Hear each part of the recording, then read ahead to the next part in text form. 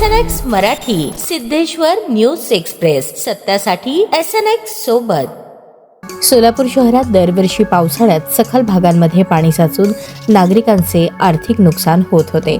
2018, 2020 आणि 2025 या वर्षातील पूरस्थितीने प्रशासनालाही धडा दिला।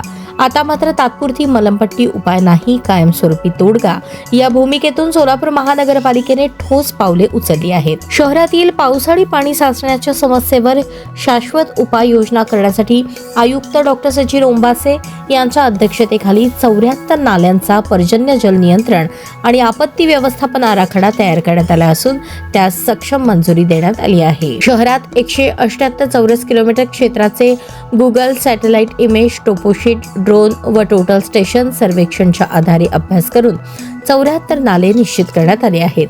हे नाले 6 बेसिनमध्ये विभागले असून एकूण लांबी सुमारे 115.77 किलोमीटर आहे।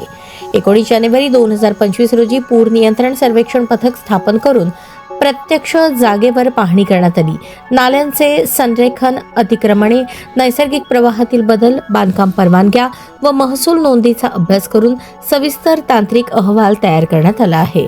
आराखड्यात नाल्यांची सफाई, गाळ काढणे, अतिक्रमण हटवणे, आवश्यक ठिकाणी नाल्यांची रुंदी व खोली वाढवणे, गजबजलेल्या भागात भूमिगत नाले, बॉक्स, कल्व्हर्ट, ब्रिज व रोड साईड चर उभारणी अशा तात्पुरत्या व कायमस्वरूपी उपाययोजना सुचवण्यात आल्या आहेत। नगर रचना विभागामार्फत नाल्यांचे अंतिम संरेखन निश्चित करून विकास आराखड्यात त्यांचा समावेश करण्यात आला असून पहिल्या टप्प्यात 30 नाल्यांची प्रत्यक्ष कामे सुरू झाली आहेत। आपत्ती व्यवस्थापन अधिनियम 2005 अंतर्गत प्राप्त अधिकारांनुसार शहर आपत्ती व्यवस्थापन प्राधिकरणाने ऑक्टोबर ते डिसेंबर 2025 दरम्यान झालेल्या आढावा बैठकीत या संपूर्ण आराखड्यास मंजुरी दिली आहे।